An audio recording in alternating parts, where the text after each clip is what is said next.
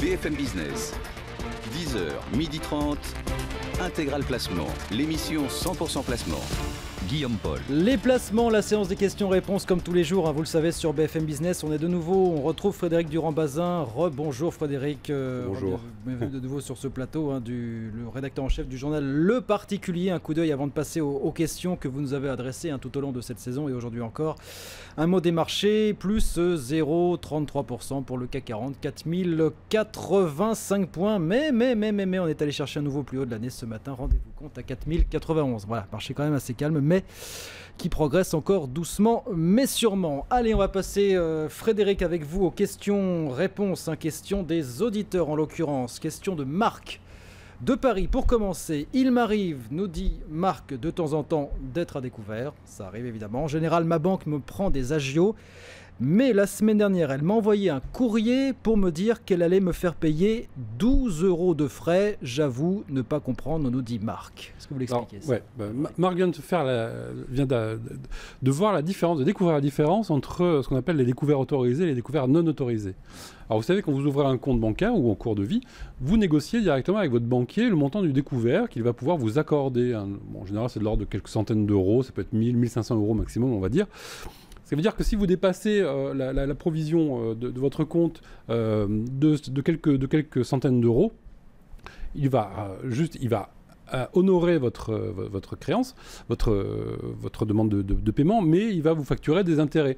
Donc c'est ce qu'on appelle les taux d'intérêt des agios, qui sont parfois assez prohibitifs, hein, c'est de l'ordre de 14 à 18%, on dit. Mais ça représente en général des petites sommes, parce que vous savez, c'est pas, les 14 à 18%, c'est sur une année entière. Là, en général, vous êtes à découvert sur, allez, on va dire 10-15 jours jusqu'à la paye suivante, hein, quand vous êtes salarié. En revanche, si vous dépassez le découvert autorisé, là, le banquier va être obligé d'intervenir manuellement. Donc, il a un message d'alerte qui arrive sur son écran, qui va dire, voilà, vous avez dépassé le montant de votre plafond autorisé.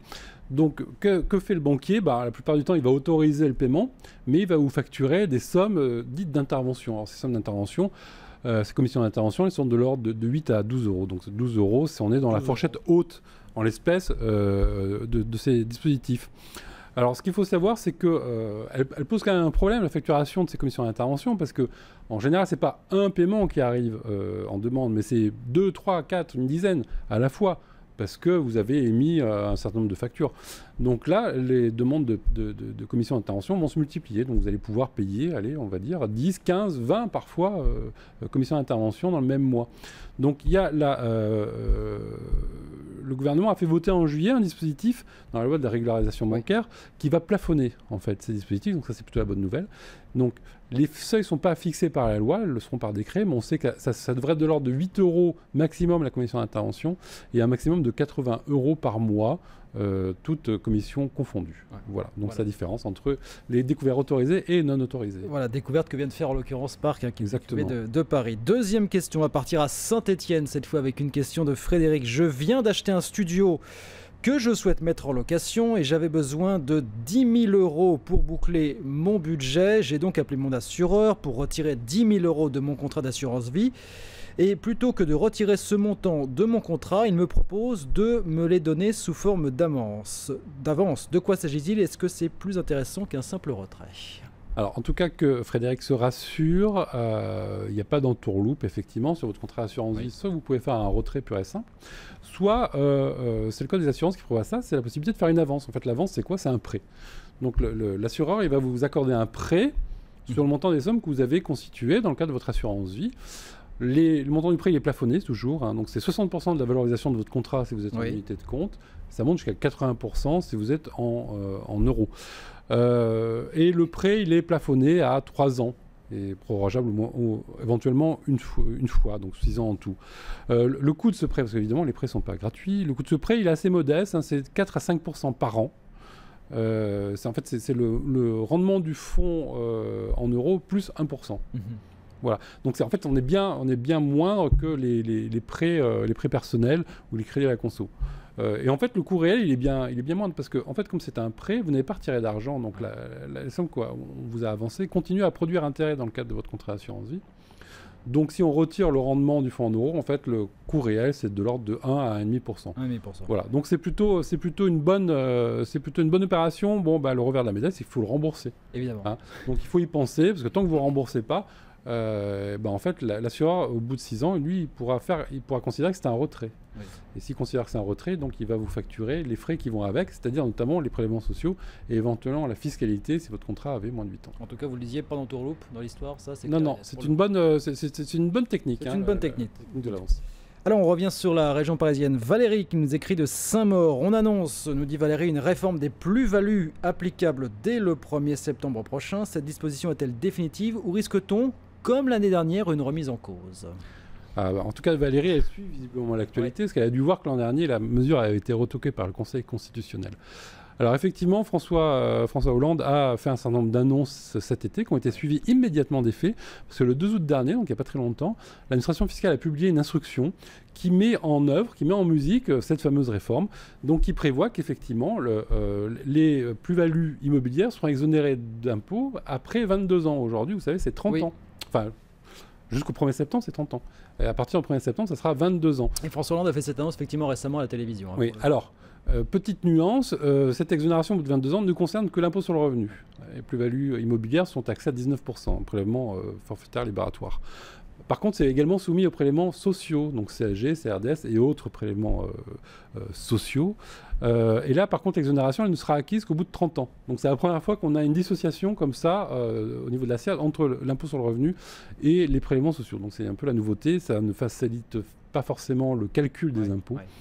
Par exemple, pour l'impôt sur le revenu, sachez que vous aurez droit à un abattement de 6% par année de détention au-delà de la 5e année. Et pour la 22e année, ce sera 4%, pour qu'on arrive bien à 100%. Alors que pour les prélèvements sociaux, au-delà de la 5e année, ça sera 1,65% jusqu'à la 21e année, 1,60% pour la 22e et 9% pour chaque année au-delà de la 22e. Les choses sont un tout petit peu plus compliquées. Par ailleurs, et ça c'est l'autre mesure qu'a annoncé François Hollande, c'est que pour toutes les sessions qui vont intervenir entre le 1er septembre et le 31 août 2014, vous aurez droit à un abattement supplémentaire de 25%. Mais cet abattement ne s'applique pas en cas de vente de terrain à bâtir. Donc ça ne concerne que les résidences secondaires, les biens locatifs, etc. Voilà. Donc ça fait que globalement, vous allez payer sensiblement moins d'impôts sur les plus-values à partir du 1er septembre. Alors, nouveauté, c'est ça qui est assez piquant dans l'affaire, c'est que ça a été publié par voie d'instruction. On sait que les instructions, normalement, elles sont là pour commenter la loi. Or, en l'espèce, la loi n'a toujours pas été votée, vu qu'elle va être présentée dans le cadre du projet de loi de finances qui va être voté d'ici la fin de l'année. Donc il y a une certaine incertitude juridique qui plane autour de ça, parce que l'instruction, on ne peut pas modifier la loi par la voie d'une instruction. C'est la même histoire que les détenus qu'on a libérés, parce que ça avait été, on ne peut pas modifier la loi par un décret, on peut encore moins la modifier par une instruction. Alors après, ceci dit, l'incertitude, elle est quand même assez minime, parce que comme c'est une mesure plus favorable, on ne voit pas quelqu'un attaquer l'instruction pour excès de pouvoir. Le seul risque, c'est que au moment de l'examen de la loi, les parlementaires aillent soit plus loin que ce que prévoit l'instruction, soit au contraire aillent moins loin. Oui. Donc là, ça sera une curiosité, ça sera un ovni juridique, parce que qu'est-ce qui va se passer si jamais la loi votée ne correspond pas exactement à l'instruction qui a été publiée. Donc là, on se donne rendez-vous à la fin de l'année pour voir. Le tranchera, pour voir ce qu'il en est effectivement. Ouais.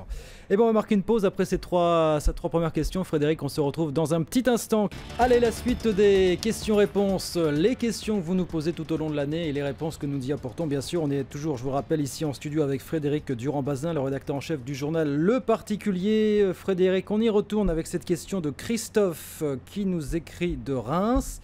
Est-il vrai que les frais de notaire, dit Christophe, vont augmenter l'année prochaine? Vrai ou faux, Frédéric? Alors là aussi, Christophe, il suit l'actualité, parce que c'est cette période assez calme d'actualité économique ou juridique. Effectivement, ça a fait les choux gras de la presse il y a quelques semaines.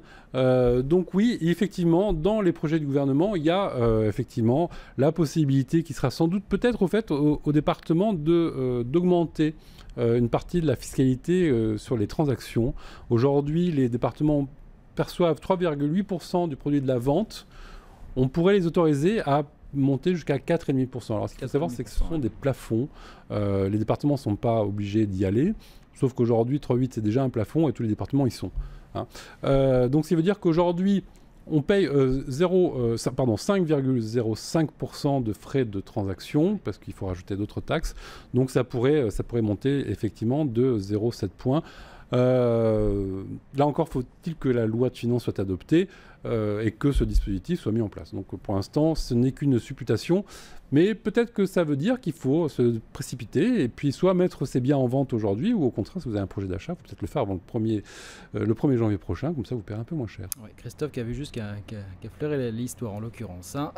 Une question d'Éric de Nanterre, on est toujours en région parisienne. Le déblocage exceptionnel de la participation peut-il porter sur les sommes correspondant à l'abondement de l'employeur? Si oui, l'accord de l'employeur est-il nécessaire et faut-il lui préciser l'utilisation des fonds débloqués? Effectivement, c'était un des sujets... ça, c'est le sujet qui intéresse plus de 8 millions de salariés. Hein. Plus de 8 millions de salariés sont concernés par ce dispositif de déblocage. Alors, oui, effectivement, vous savez, quand vous percevez de la participation ou de l'intéressement, et surtout quand vous faites des versements volontaires, l'employeur peut abonder à vos versements. Hein. Donc c'est tout l'intérêt de ce type de dispositif. Eh bien oui, on pourrait débloquer y compris l'abondement de l'employeur. Donc ça, c'est plutôt la bonne nouvelle. Quand vous versez 300 et que l'employeur abonde à hauteur de 300%, vous pourrez débloquer la totalité. Non, vous n'êtes pas obligé d'avoir l'accord de l'employeur pour débloquer cet abondement.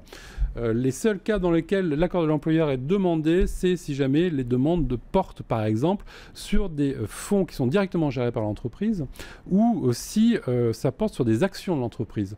Hein, par exemple, dans les sociétés cotées, ou même d'autres non cotées, vous savez que les entreprises accordent assez facilement des actions gratuites dans le cadre des stock options ou d'autres dispositifs.